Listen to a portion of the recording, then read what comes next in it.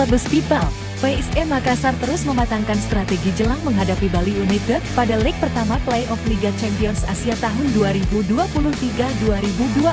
Dalam latihan yang dipimpin Bernardo Tavares di Stadion Kaligowa pada Jumat 2 Juni 2023 sore, ada 6 pemain seleksi yang hadir. Mereka adalah Pangdi Prio kiper, Rafli Mursalim penyerang, dan 4 jebolan Akademi PSM yakni M. Yusuf Bek, M. Fitrah Ramadan Bek, Muhammad Adrian gelandang, Ghazali gelandang. Sementara, seluruh pemain yang mendapat perpanjangan kontrak telah hadir kecuali Yuran Fernandes. Diberitakan sebelumnya, laga Bali United versus PSM pada leg pertama playoff LCA akan digelar di Stadion Kapten Iwayan Dipta Bali pada Selasa 6 Juni 2023.